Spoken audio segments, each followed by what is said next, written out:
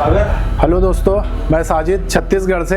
आज हमारी देव सर के साथ डिस्प्ले की क्लास थी, जिसमें हमें डिस्प्ले के रिक्वायरमेंट के बारे में सिखाया गया कि एक डिस्प्ले कनेक्टर को चालू होने के लिए, ग्राफिक्स देने के लिए और लाइट देने के लिए एक डिस्प्ले कनेक्टर को किन किन चीज़ों की रिक्वायरमेंट होती है। तो इस सीक्वेंस में मैं सबसे पहले बताना चाहूँगा कि डिस्प्ले कनेक्टर अपने बैटरी कनेक्टर को लगाते साथ, बैटरी मोबाइल में लगाते ही साथ सबसे पहले 2 वोल्टेज जनरेट होते हैं। जो वो एक वोल्टेज जाता है अपना ग्राफिक्स आईसी में, एक charging IC DC to DC में, और जैसे ये वोल्टेज मिलता है तो अपने पावर भी बैटरी लगने के बाद 1.8 वोल्टेज जो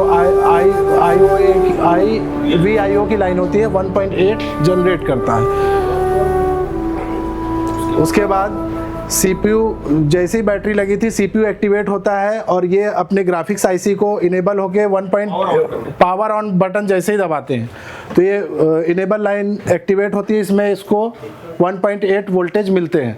1.8 वोल्टेज मिलने के बाद जैसे इसको 1.8 वोल्टेज इनेबल हुआ वैसे इसकी स्विचिंग होती है। ये एक बूस्ट कॉइल है, इस बूस्ट कॉइल से ये स्विचिंग होती है और ये बूस्ट कॉइल के थ्रू ये आईसी जो ग्राफिक्स आईसी है ये 2 वोल्टेज जनरेट करती है, +5 वोल्टेज, -5 वोल्टेज।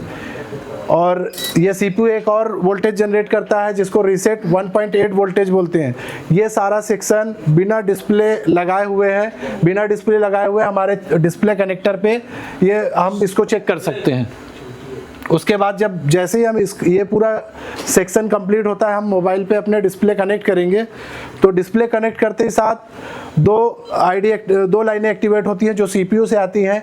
एक ID की लाइन है और एक TE की लाइन है। ये ID0, ID1, ID2 के नाम से भी हो सकते हैं। उसके बाद CPU से MIPI की 10 लाइनें आती हैं। ये पूरा सेक्शन MIPI की 10 लाइनें एक्टिवेट होने के बाद ग्राफिक सेक्शन इधर से ओके हो जाता है और इस डिस्प्ले कनेक्टर के इस साइड में एक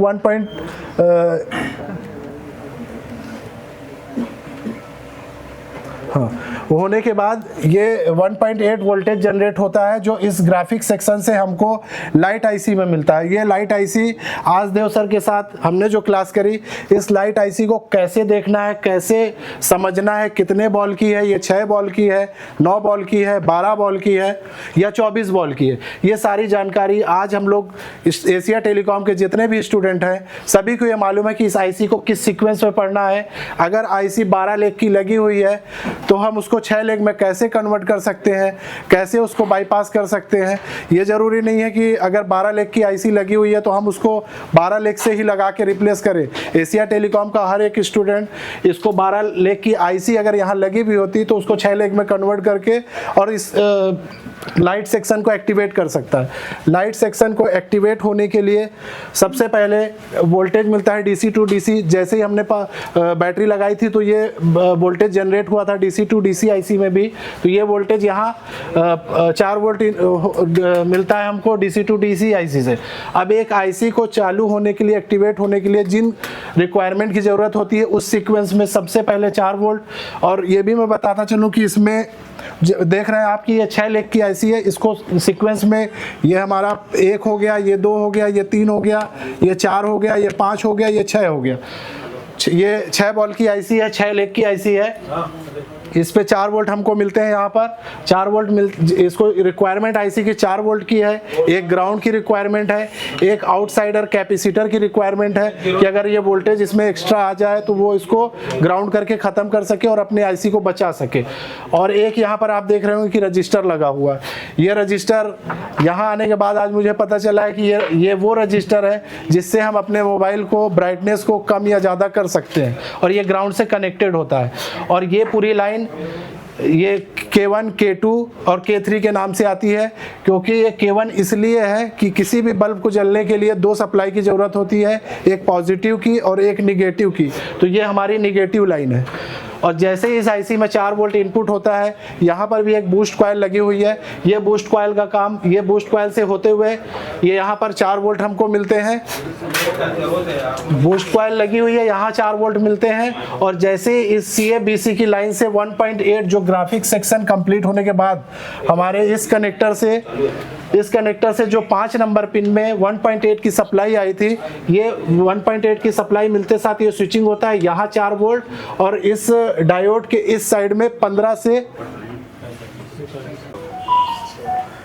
कंटिन्यू करूं सर। मैं लाइट आईसी के बारे में बता रहा था। ये 6 लाख की लाइट आईसी है। एक लाइट आईसी को चालू होने के लिए 4 वोल्ट की सप्लाई की ज़रूरत होती है और साथ ही साथ उसके साथ ग्राउंड की ज़रूरत होती है, आउटसाइडर एक कैपेसिटर की ज़रूरत होती है और एक K1 K2 K3 की सप्लाई की ज़रूरत पड़ती है जो कि माइनस की सप्लाई होती है। इस सप्लाई में एक रजिस्टर लगा होता है जो रजिस्टर ग्राउंड से कनेक्टेड होता है और इस रजिस्टर का काम ये है कि हमारे मोबाइल के ब्राइटनेस को कम या ज़्यादा किया जा सके। और इसकी स्विचिंग जैसे ही ग्राफिक सेक्शन कंप्लीट होता है हमारा, तो इस साइड में 1.8 की सप्लाई CABC के नाम से आती है 5 नंबर पिन पे और ये जब 4 वोल्ट इसको मिलता है और ये सप्लाई मिलती है तो ये कॉइल बूस्ट कॉइल लगी हुई है। इससे कॉइल से बूस्ट होकर वोल्टेज डायोड के इस सिरे पे 4 वोल्ट और डायोड के इस सिरे में 15 से 45 वोल्ट की सप्लाई वोल्टेज जनरेट करता है, बूस्ट करता है वोल्टेज को और इसको LCD A की लाइन कहते हैं। इस तरह से हमारा ग्राफिक्स सेक्शन पूरा कंप्लीट होता है।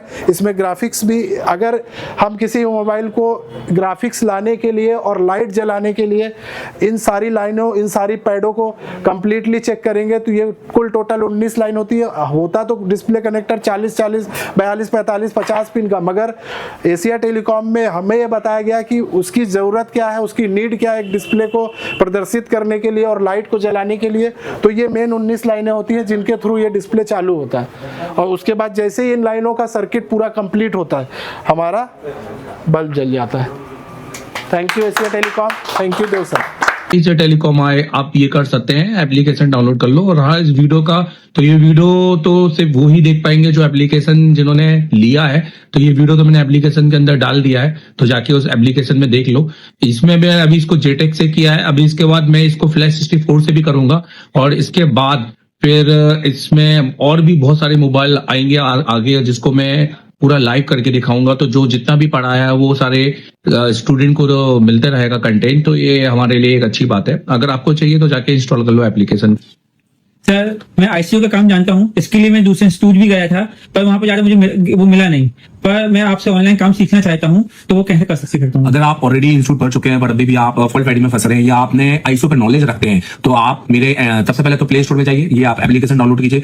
ये एप्लीकेशन इंस्टॉल करने के बाद में आप इसको अपने नंबर से रजिस्टर कीजिए। अगर आप किसी दूसरी कंट्री में हैं कोई भी, तो आप वहां पर ईमेल आईडी से इसको रजिस्टर कीजिए और इसका OTP आपकी ईमेल आईडी पे आएगा। आपके सिलेक्टेड कोर्स है, अगर आपको सिर्फ फॉल्ट फाइंडिंग का या हार्डवेयर का काम सीखना है तो आप ये वाला कोर्स परचेज कीजिए। अगर आपको सिर्फ सॉफ्टवेयर, MNC, JTAG, UFS या फ्लैश 64 पे काम सीखना है तो ये वाला कोर्स भी परचेज कर सकते हैं। और अगर आपको दोनों कॉम्बो सीखना है तो आप ये कंप्लीट कोर्स परचेज कर सकते हैं। ये हमारा एक वीडियो ग्राफिक्स कोर्स है, तो वीडियो कोर्स है, ये कोई ऐसा कोर्स नहीं है जिसमें मैं रात के 8 बजे आऊंगा 1 घंटे की क्लास दूंगा, क्योंकि ये मच्छी बाजार वाले कोर्स मुझे पढ़ाने में कोई मजा नहीं है। आप मुझे पूरा देखिए, आपको ऐसा लगेगा जैसे आप एशिया टेलीकॉम में आके लाइव बैठे हुए हैं बट अपने शॉप पर। तो पूरे 7 से 8 घंटे की क्लासेस मेरी वहाँ पे आपको देखने को मिलेंगी, प्लस सिर्फ 1 महीने की नहीं, पुराने आपके हमारे जो बैचेस हैं उनकी, और आने वाले 11 जब से आप कोर्स परचेज करेंगे आने वाले 11 अगले मंथ में जो हम पढ़ाएंगे अपनी बैच को, वो भी आप वहाँ पे देखेंगे जो कि प्री रिकॉर्डेड वहां पर स्टोर हो जाएगी। तो आप अभी जाइए और उसको परचेज कीजिए। देखो जैसे आप एप्लीकेशन में जाते हो ना तो आपको कंटेंट मिलता है। कंटेंट के अंदर आप अगर पूरा कोर्स लेते हो ना ऑनलाइन तो आप हार्डवेयर, सॉफ्टवेयर, MNC, UFS सबकी क्लास मिलती है। और जैसे कि मैंने बताया कि अगले 11 महीने तक का अपडेट होगा, मतलब हर महीने की क्लास इसमें डलेगी। हार्डवेयर की पहले बात करते हैं, तो यहाँ पे देखो जैसे एडवांस कंपोनेंट है, कैसी क्लास होती है बता देता हूँ। जैसे 28 जनवरी की क्लास है जिसमें मैंने रजिस्टर पढ़ाया है, तो यहाँ से देखो बिल्कुल शुरू की क्लास में थ्योरी भी रहती है और प्रैक्टिकल भी रहता है। जो टेस्टिंग है वो, क्योंकि ऑनलाइन की क्लास में प्रैक्टिकल बिल्कुल नहीं होता, मेरी क्लास में प्रैक्टिकल भी होगा क्योंकि इसमें मैंने चेक भी किया है। हर चीज बताइए कि क्या सही है क्या नहीं है। तो इसका तो कोई भी यूज नहीं है हमारे फोन के अंदर, क्योंकि मिली देखो मतलब आपको लगेगा कि आप क्लास के अंदर बैठे हो, ठीक है, और प्लस टेस्टिंग के साथ में ये पूरा की पूरा